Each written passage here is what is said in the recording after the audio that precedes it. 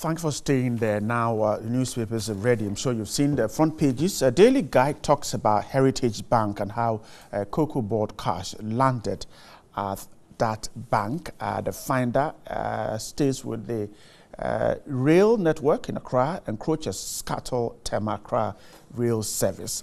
And other stories captured by the finder includes the fact that former UT Capital Bank staff remain unpaid. The Adisco Nandom Heads halt. That's how Daily Graphic puts the story. We're told for violation of GES procedures, illegal collection of fees, and then the Constitutional Day lecture. Professor Bonzi Simpson, the rector of GIMPA, delivered that lecture. Daily Graphic has the story. My guest to do the talking this morning, the Member of Parliament for Kwadaso, a member of the NPP, Dr. Samuel Kwejo Nyama, is here with me. Good morning. Good morning. And hope you're doing great. Fantastic. Thanks for joining us. I'm also expecting the Member of Parliament for the North Tongue constituency, Samuel Okujicha-Blakwa, to join us in the course of the conversation. But let's start our conversation with, let me take a look at the Ghanaian Times this morning. Some issues that have to do with the Constitution, and then the story captured by the Times says, make Constitution functional to promote effective performance of constitutional bodies. A Daily Graphic put the same story, let MPs remain legislators, Professor Bonzi Simpson. The Ghanaian Times story on page 16 says that the rector of the Ghana Institute of Management and Public Administration, Professor Philip Ebo Bonzi Simpson, has made a case for government to bring finality to the constitutional review process, which was started in 2010. This, according to him, would make the Constitution a functional document to promote constitutionalism and not a mere document. Now, he was delivering the maiden Constitution Day public lecture in Accra. He said the Constitution in its current state did not promote effective performance of constitutional bodies in the country. We need a fully functional constitution and not a mere constitution. We have done well, but there is more room for improvement. That's the professor talking there. He says that it is also set aside, that is the day, to acknowledge the country's collective efforts at ensuring that tenets of the democracy, the rule of law, and principles of constitutionalism were upheld. 7th January, Constitution Day. That was the lecture delivered by Professor Ebo Bonzi Simpson. Let's start our conversation this way. The day itself, January 7, now Constitution Day. What do you make of the day, looking at some of the arguments that have been thrown out by proponents and those who think that it is not necessary? Right, let me greet you once again. Right. And let me wish you a happy new year. Today is the first time I'm meeting you, even though I've been here a couple of times. And let me once again extend warm greetings to my constituent. The people of Kwadaso. The people of Kwadaso. I'm here just because of them. Without them, I wouldn't get a chance to be in Parliament. So I'm always humbled by what they've done for me, my family, my party executives, and all of them. Happy New Year to all of them, and to Ghanaians in general. Right. Ghana as a nation has come a long way, and it's time we appreciate how far we've come. Sometimes when your condition changes, you fail to appreciate the importance or the benefit that we're enjoying now. That's how we are as human beings. We get so comfortable so easily. And what is happening in Gabon now, so actually send some signals to us that Ghanaians, we are blessed, we've come a long way, let's come together and appreciate that. So when I heard the creation of this new holiday, I was thinking, fantastic, this is the right way to go. I doubt if there's any individual in this country who would support any attempt of a coup d'etat in this country. That is how far we've come. Psychologically, we are prepared not to accept anything like that. Physically, financially, I doubt if there's any individual, regardless of how bad a government would be. I think we would always prefer a democratically elected government to a military government. So this new day should be able to sell that story, tell the story in a way that Ghanaians will appreciate the significance of how far we've come. I've heard argument from different sides saying that What about if one day the whole Fourth Republic is overthrown again? What happens? Are we going to create another day? Another day? But why do you have to anticipate? Have to create this negative thought? Where we are in the country at the point where we are confident that yes, we've come a long way. This democracy has been tested in several ways, and I doubt. So I think that we should appreciate the day. We should celebrate the day. But however, I support what the director was saying. Right. That it shouldn't be just a mere holiday, a mere Constitution Day. I think that the Constitution that was created is a working document. We should keep reviewing it. We should keep working on it to meet the aspirations of the people at any particular time. Because what might be true in 1992 might not be true now. But if it's captured in 1992 and it's still working now, then what? It's not doing justice to the people now. So we should use this particular day to always review the Constitution so that it will make it relevant at the time, it will make it stronger, and it will make it protect what we are all trying to protect, that is our democracy.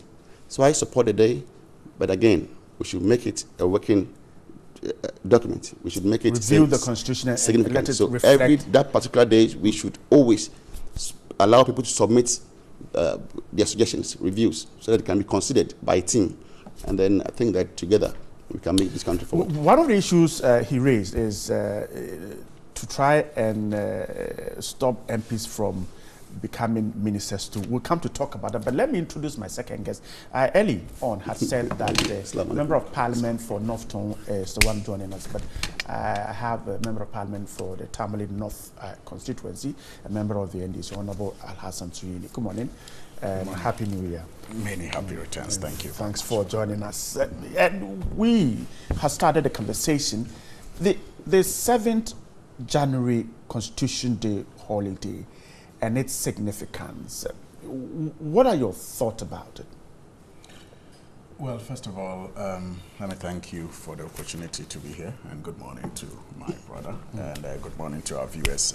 Very, very happy and prosperous New Year to everyone out there.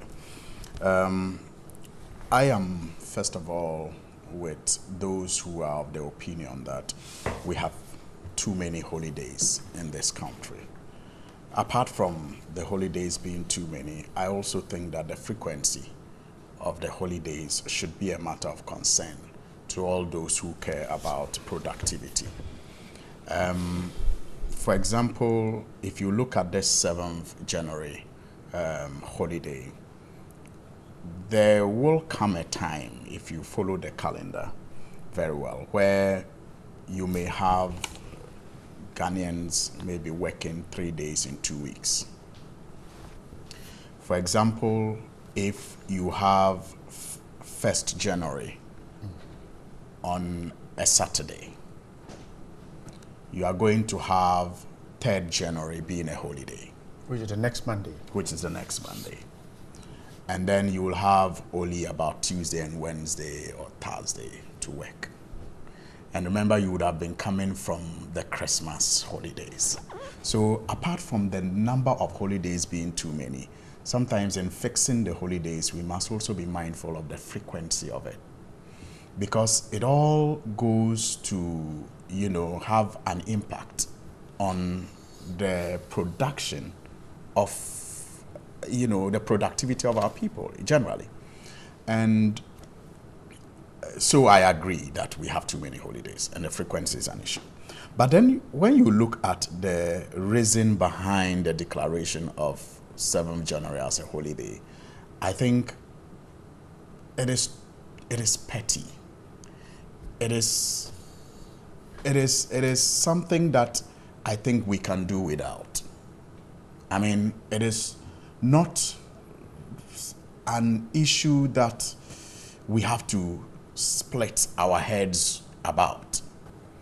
We have a Republic Day. Now, why do we equate Republic to Constitution? Why is it necessary for us to do that? There was a process that as a country we went through to gain independence. The first was the independence granted to us in 1957, where the government was still formed at the behest of the Queen. Even though we had independence, the majority party in Parliament, the leader of that majority party in Parliament, was then invited by the Queen to form a government, and that government served or worked in the name of the Queen.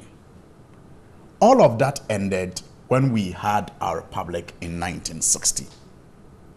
That is remarkable. So it is not, the 1961st July is not just about the first constitution, but it is about a departure from our government working in the name of the Queen to our government working in the name of the people of Ghana.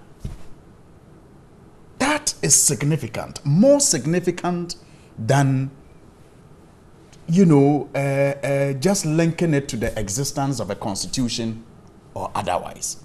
So, for example, when you say the 1960 constitution was eventually overthrown, and so the one that has stood the test of time is the fourth Republican Constitution, so therefore it is the one that deserves to be celebrated, you are saying that that departure from the government working in the name of the Queen to the government now working in the name of the people doesn't really matter.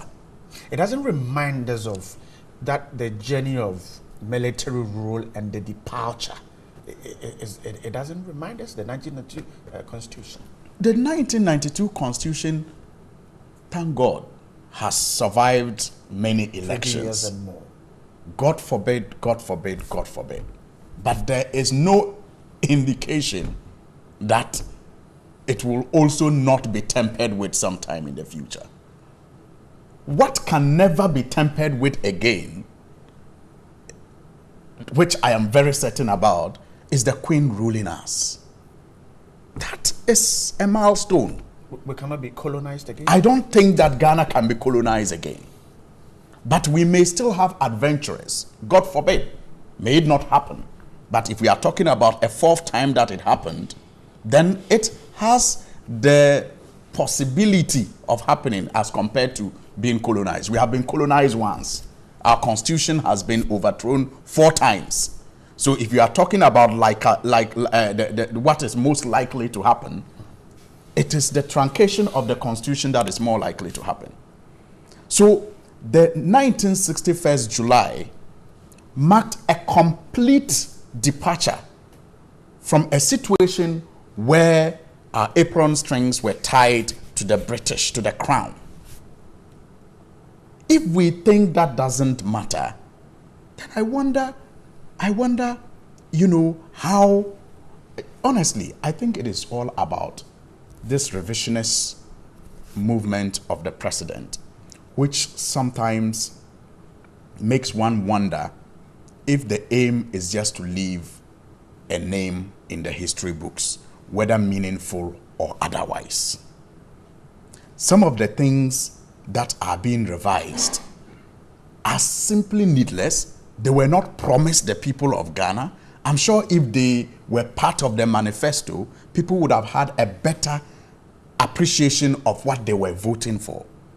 But you find, the president leading the revision of names of buildings, of institutions, of days, of what is more important. And I agree with the lecturer, even as I disagree with the day and the need to celebrate it, that we had a process of reviewing our constitution. That process must be concluded. The 1992 Constitution Review Report is gathering dust. A number of issues were raised and considered and, proposals made. As a government, let us look at how we can, take advantage of that review to strengthen the constitution further so that our democracy will be insulated from, adventurers. Because when people have problems with the constitution as it is being implemented, that is when they get the appetite to perhaps try something unreasonable. But if we revise it and possibly iron out some of the grievances that people may have, then you will be strengthening the constitution. Instead of just declaring a day as a holiday, contributing to low productivity and achieving nothing from it. Dr. Nyama, I saw you shook your head about the fact that the 1st July and 7th January. Senior Bright, I think we are confusing two things here. Celebrating 1st July and 7th July are not mutually exclusive. Celebration. What we are talking about here is holidays. Okay, 1st July is no more holiday now. It's no, but we're still going to celebrate it. We should get that point clear. Whatever we need to do to celebrate, to create awareness. Yes, that at a point in time, Ghanaians, yes, we had our own republic and all that. It would be doesn't properly reduce its significance at all when you compare that to 7th January. My brother here was talking about, yes, God forbid when in future something happens. When we get there, we'll cross it. We'll have another day for a new constitution. Why do we right, we live in this country. Let's be fair to Ghanaians and to our cherished viewers. As I made a point earlier, that I doubt if there's any single Ghanaian in this country who would support or advocate for Emily True. We should accept the fact. So we come to a point where we are so confident about how far we've come, so confident about this democracy, and we have to safeguard it. We have to totally, as a country, celebrate it, and then try to make it a point that this is how far we've come, so let's together appreciate it. So I think that we shouldn't doubt the significance, and we shouldn't also doubt the significance of 1st July. That's what I'm saying, that it's probably captured, that the day of 1st July will continuously be celebrated. However, when it comes to holidays, I, as a Ghanaian, and I, as someone who was born in 1977, would forever choose 7th January as a holiday over, and in any case, every 4 years, 7th January is an election day. Even though it's not a holiday, but it's not an election day. We swear in a precedent. We swear in, sorry. 7th December is, 7th January is the swearing in of the president. It's not a holiday. But you and I can attest to the fact that all business activities are distracted on that particular day.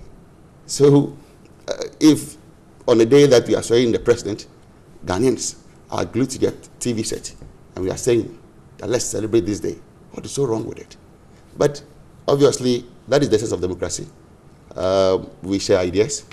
We try to always compare notes and see how best. So I also understand the point that my brother just made, but clearly, when you look at the facts on the ground, when you look at the significance of those two events, you think 7th outweighs 1st? Totally, as a Ghanaian. All right. It's not. I won't say that it's a matter of what weighs what, but we're looking at the timing. I would say that looking at how far we've come with this fourth republic, democracy, we should celebrate this particular day. Right. Okay. Just a few seconds and then we'll move on. This is like, sometimes I like to make things very simple. I look at this as, from where I come from, we have a birthday, you have the outdooring day, and maybe in between, you have a day in your life where perhaps you hit a jackpot. So your birthday is 1957 Safe March. That's when you were born. Maybe a week later, like we do outdooring, you are outdoored. And then later in your life, you hit a jackpot. That is the Fourth Republic. And then you think that your birthday is okay. Your outdooring day really doesn't matter. But maybe you have hit a jackpot in your life somewhere, and that should be celebrated. And I'm saying that, look, the First Republic, I've heard the argument that says the first July that constitution Was overthrown. Was That's the overthrown. argument. And I'm saying that the significance of 1st July 1960 has much more to do than just a constitution. It was about the completeness of our independence. Total independence. Total independence. That's what you want to say. Completeness of our independence was marked on 1st July 1960. And that is more significant than the trials, the democratic trials we have had, along the line. And we may continue to have. Those challenges have come and gone. Thankfully, we have had the 4th Republic that is enduring, and we are all hoping it endures forever. But I'm saying that we will never have to go through the process of seeking independence the way we completed it on 1st July. So that is more significant. But, right, we can forgive the president. It is something that he has worked for a very long time. Commend the president. We can forgive you. It is something he has worked for a very long time. 7th July. I mean, I'm sure he admired a lot of presidents before him who took the oath, to be presidents and worked so hard to become president. He's happy that he finally fulfilled that childhood dream on 7th January. Unfortunately, on the big day, he came, I see. with a script that was stolen. But we can still mark that day, But I am saying that as a minority, we think it's needless. I'm grateful. Right. Let's move on. The statement this morning says Hamidu is under pressure. Some Ghanaians are mounting pressure on Mr. Hamidu, the special prosecutor, to initiate swift action against public officials who are alleged to have misappropriated or mismanaged public resources. A group of 13 people have expressed the need for swift action in the petition they have sent to the special prosecutor. And they mentioned some names in here. The chief executive of Ghana National Gas Company, chief executive of the Free Zones Board, chief executive of the of Maslock, Bost, several of them mentioned here. They think that some swift action needs to be taken on these persons. Dr. Nyama, the fight against corruption, some 13 persons are suggesting that the special prosecutor has been too slow and government will need to work fast at getting people who have been named in corrupt deals, taking them to court. I would say that the Honorable Martin Hamidu, he wasn't oblivious of the tax that he took upon himself. I'm sure his caliber and what he was engaged in the past, during the past administration, clearly you could tell that he was carved for that particular job. So I have all hope and confidence in him that he will deliver. However, when it comes to issue of persecution, when it comes to issue of legal matters, we all know how sometimes it can grind slowly. It takes some time, need resources. It's a new sector that has been created. So obviously things won't run as smoothly as we're all looking forward that it should be. However, I think with the right resources, right team, we should be able to go deep into some of the things that it is perceived to have happened in the past, and not only in the past, even presently, so that we can have confidence in our system. And a lot depends on how he operates. He belongs to the opposing party, working in the governing party. So he has to be careful how he carries out his activities, because all eyes are on him. Clearly, he may have friends on both sides. So again, there may be pressure on him. He's a human being. But the man that I've come to know as Martin Hamidu is very credible. He's very straight. So I think that what we need now is to encourage him, give him the needed resources, and I'm sure he should be able to. So you think Ghanaians are, what are you asking for? Demanding too much? Asking No. I have prosecution? I have made similar comments elsewhere that yes, we need to see something. We're slowing down. Is it a matter of the fact that we shouted corruption when we didn't have evidence? There's two ways. There's perception out there. See, sometimes when you get closer, there's nothing there. We've seen it in the past. So it is possible. Why not? We were here when people said that, yes, Kufuor's government had stolen all the gold reserves in the country. And then that same person during vetting said that, no, that wasn't true. You understand? So people say so many things during campaigns, but when you get to reality, you need to take your time because you need to have the facts right. But when you're doing politics or when you're doing a campaign, you can say things without any facts supporting it. But then there's so many of these that have been said around. People have come out with suggestions and facts to support that, yes, so and so have indulged in corruption. But then it's not just by saying it. We need to go deep into it and investigate. But the man himself, somewhere last year, made certain comments that he's not properly resourced. But when you look at the budget that was tabled last year, 2019 budget, I think he's been given a lot that we should be hopeful. But that by the end of this year, we should see some action from him. Now he's quiet. When the man is quiet, you know something is right. You know something is, at least, he's now okay. Because the man that I know, when he's not okay, he will talk. Having been quiet for the past 6 months or so means that he's been getting whatever he's been asking for. So now if you are getting whatever you've been asking for, then we have every right to also ask you what we task you to do. So yes, he's a lawyer of great repute. He has served. He was one time the Mahama of the previous administration because he was the vice presidential candidate. So if they had won, he would have been the John Mahama of the time. I'm sure you get my point. So we can't doubt his integrity. We can't doubt his intelligence. We just need to, as you said, keep wait and keep putting some pressure on him that we are all waiting. Clearly, if by the end of this year nothing is done, then all of us will be worried. Why? What's happening? But I'm hopeful that something will be done by the Alhaji, are you also hopeful that we will see some prosecutions in 2019? Well, Brad, it's not about being hopeful or not. It's about how we are, almost making a very important office or tool in the fight against corruption seem very petty and partisan and just used for entertainment.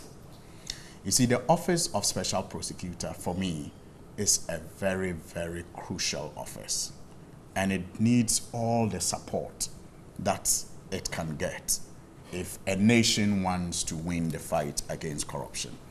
Many other countries, have very good examples of how such offices have helped in the fight against corruption. But we in Ghana seem to have started on a faulty note. The whole institution was set up, with a certain mindset that has made it almost impossible to function effectively. So you will notice that every now and then, when the sitting government is, under some sort of political pressure, its apparatchiks will come up with a certain petition that has been forwarded to Martin Amidu. And then its newspapers and radio, platforms will pick it up and chew on it for a day or two to ease the pressure. And nothing happens. So the office has become like a play tool. So the petition is sent, a splash all over the newspapers, an impression is created as if something is happening or is going to happen, and nothing happens. So over time, you are going to have a very important institution like the OSP, becoming a toothless bulldog. I mean, not feared, not respected, and, you know, it's not just going to be because of its inability to even function, but it's going to be how we have used it politically and in our gallery play. That's why, in my language, they say that when a lion is fond of patronizing the marketplace, it is soon treated as a puppy. So if we are fond of using that institution to play our politics, we will soon reduce its significance. You think the petitioners playing politics with the petition? That's what I'm saying. And this is not the first time. Anytime there is some kind of political pressure, you find this happening. Some group of apparatchiks of the sitting government will come up with a petition. Whether the petition even gets to the OSP or not, we don't know. But what we are certain is that it will find space on the front page of the, sitting government's favored newspapers. Then makes the headline, creates an impression, and you don't seem to get it. And I don't blame them that much. I think the occupant of the office, Mr. Martin Amidu, also for some time, maybe unconsciously, allowed himself to be used to play that political football. I haven't really heard from him recently. And I am hoping that he is rebranding and he is trying to maybe focus appropriately. But initially, his focus was wrong. And it was all over the place. And it was clear that he was driven by a certain vendetta. That for me, was going to cloud his judgment and his appreciation of how he was being used. But maybe now that he's quiet, I hope that he is, beginning to find his bearing. And I hope that he uses the office. And, I think he should send a message to people who have been using the office in the way that they do just for their propaganda, that he will not tolerate that. I mean, what is the essence? What is the gain in sending a petition and then putting it in the newspapers? What is it to achieve? What is it to achieve? Okay. If it is not just for propaganda purposes. Okay. And yesterday marked exactly 2 years that this government was sworn into office. And we're taking a look at what has happened in the past 2 years. The Deputy Minister of Education has hinted that the nation's economy will see a massive improvement 2019. According to him, government had put in place prudent and strategic measures to improve the nation's finances and also to restructure the banking sector.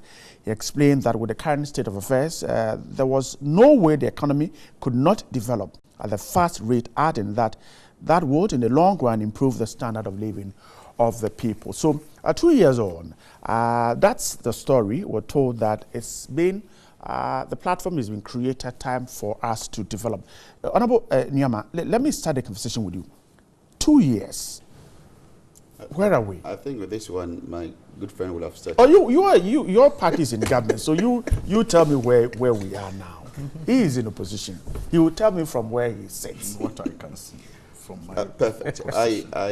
You see, as I said earlier, when it comes to politics, even when it's because it has been said by a leading politician from the other side, then when you see something black, say it's white. You understand? So clearly, I won't be surprised if that's why I was asking if he could start. So that I would try to change all the blacks to white. You go on. Go ahead. You go ahead. When you see black, say white. But then clearly, Snare Bright,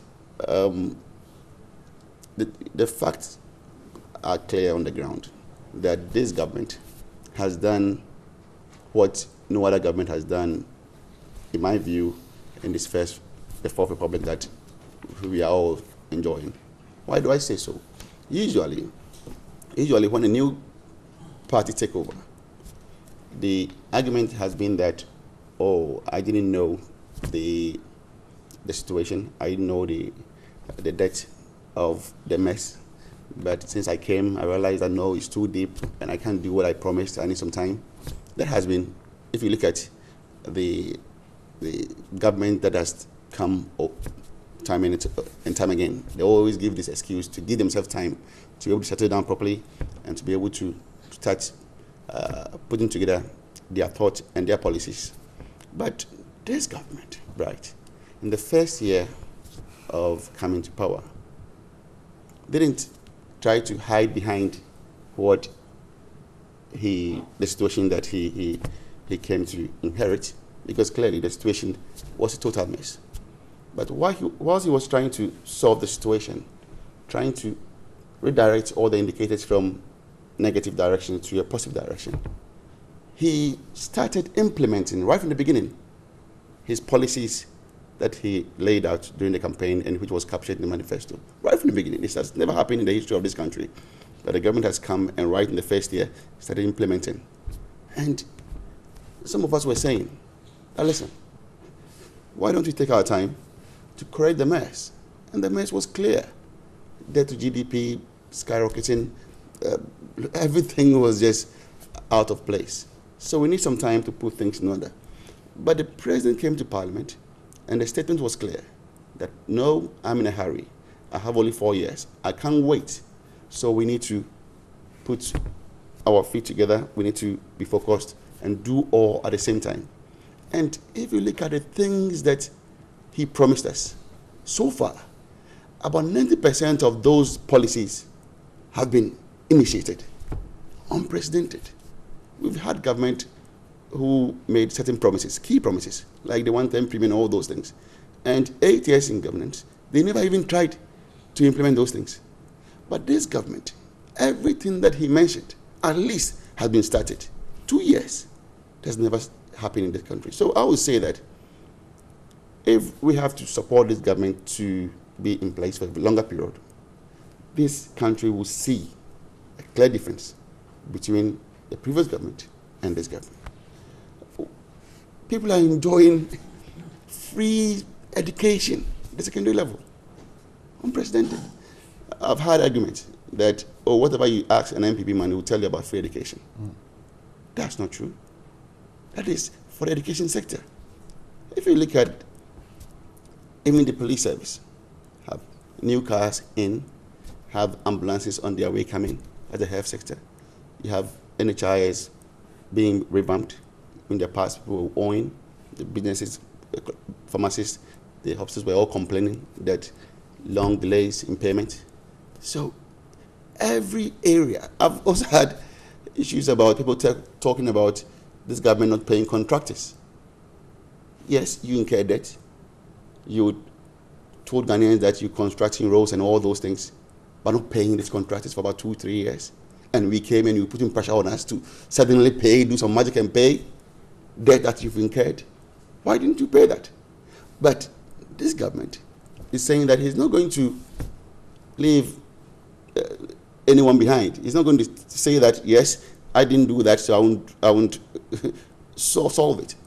So again, contractors have started getting their money, and we need to clear that out of the way to be able to start proper development or proper construction in this country.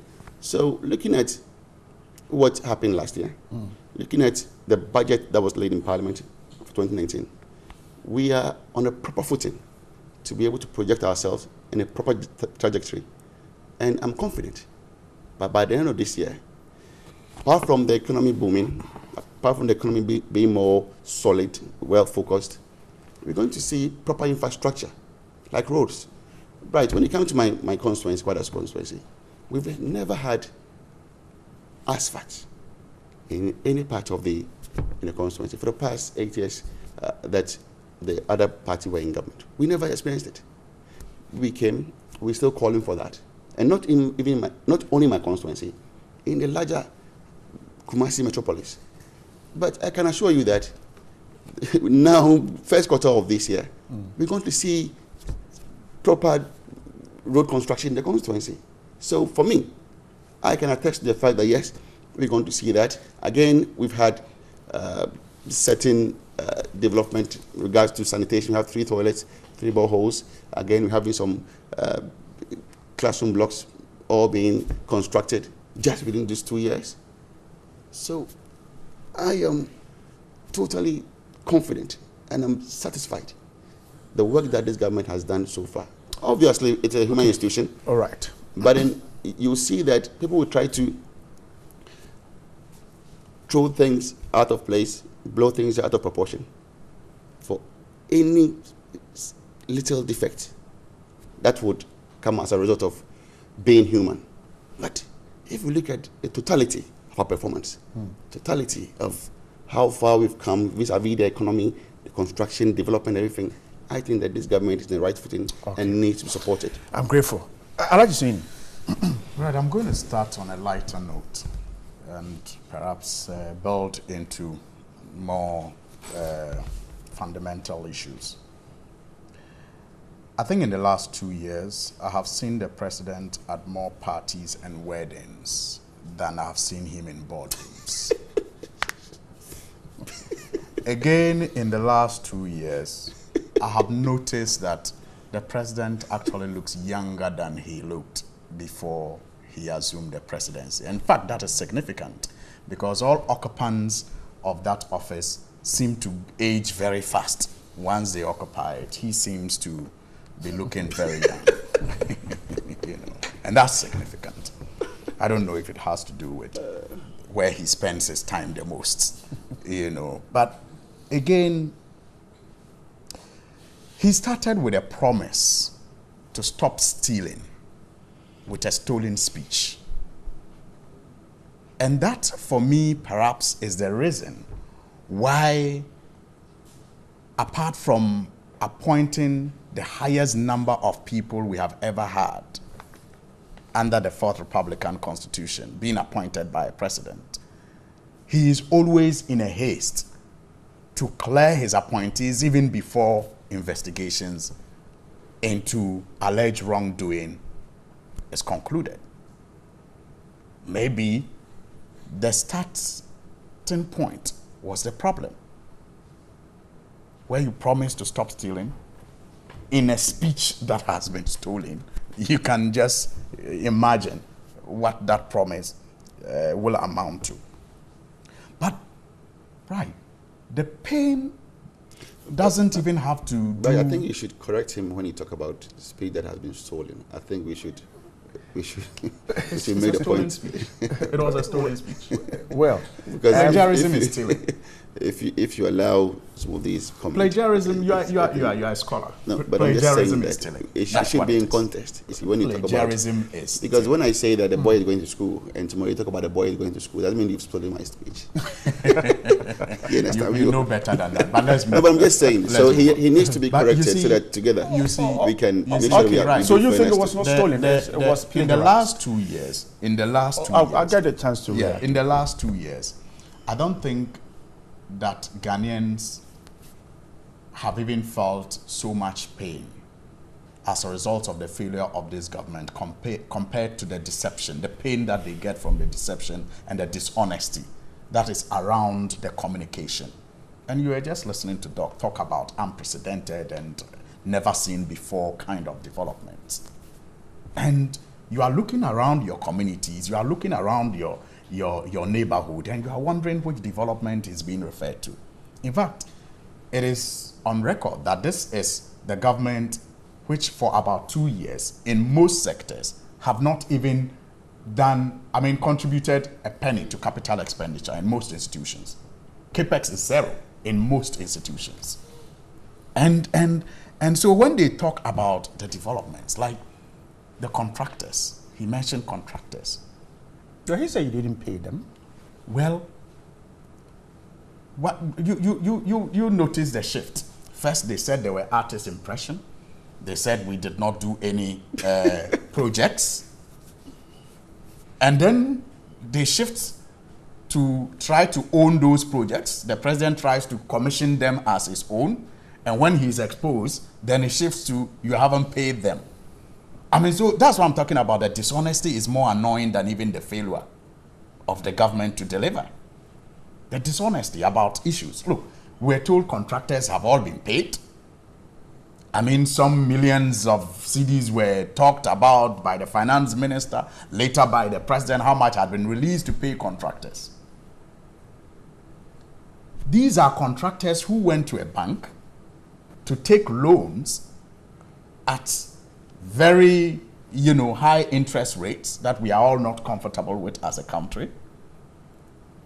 Did government projects, not their projects, expecting to be paid. Now, in the words of Kwesi Nyantakyi, because they did those projects under NDC, their money will rot. And true to that prediction, they are now being told to go to Fidelity Bank to discount these, certificates that they have so that they can now be paid. Look, the money was already taken at an interest. And over 3 years, you have refused to pay them deliberately. And as a result, it has even led to some banks and financial institutions suffering because they took those loans from these financial institutions to execute government contracts. You have refused to pay, and you are punishing those banks for being indebted to those banks. You are indebted to me, and that makes me financially weak, and then you punish me on top of that. And that's why Dr. Ndum is screaming. He's saying, if you paid your debt, I will not be in the situation that I am in now. Then he also went into the area that's the banking sector. That's what I'm saying. It hurts. Quickly, we're wrapping up. Yes, it hurts. Again, the dishonesty there. First, we're told no job losses will occur. We're told depositors' funds will be protected. We're told all kinds of pleasant things that were going to be maintained. As we speak, families are suffering because they did not prepare for the job losses that hits them. But the government say you created that. Your government created that. You see, there is indeed a need for us to have intervened in the banking sector to correct things. Nigeria did it. But I'm saying, and I've said it on many platforms, that nobody can blame the previous government for what happened in the banking sector. It has been a period of mismanagement over the years, and all governments have contributed to it some way, somehow. When you talk about the institution, the ability of the institutions, the regulators, but I'm saying we did. We use a different method. That was, for example, the injection of capital, which the board directors mismanaged. So there is no one solution to a problem. The fact that they are using this solution does not mean it is the best solution. If we're in office, like we attempted to give them capital, which they mismanaged, maybe our next approach would have been different. Maybe it would have been the Nigerian approach, where jobs are not lost, where bonds, papers are not given to a bank when the bank doesn't have really the money, the liquidity to attend to unfortunately, we have to wrap it. Dr. Nneoma was not too happy about the plagiarizing issue. Plagiarism is stealing, academic stealing. That's what it is. Right. Not quickly. He keeps talking about stolen speech. You understand? I did my thesis. You have every right to be able to quote someone. But you have to credit the person. You know that. Of course. Yeah. But in a speech form, sometimes it's difficult to credit the person. No, I'm saying that when you are talking, but when you're writing, like a thesis, fantastic. But when you are presenting, you understand? I don't know if you've seen someone presenting and then mentioning people's name. It's not always the case, of course. But if it's a thesis, because if you look at President of President in the States, you could tell that yes, their phrases that sometimes they pick from, but they don't even talk about mention their names. They do. But I'm just saying, it is necessary, we need to commend this government for how far they've come so far. I think that, as I mentioned earlier on, and then looking at the banking sector, what they are doing, I'm sure. Dr. Nneoma, unfortunately, I have to wrap it. I'm sure this conversation, the 2 years conversation will go on. It has to talk about it. Dr. Samuel Kwadwo Nneoma is Member of Parliament for Kwadaso. Honorable Alhaji Suhuyini, Member of Parliament for Tamale North constituency. I'm grateful for your time this morning. Once again, Happy New Year, and we hope to see you more often in the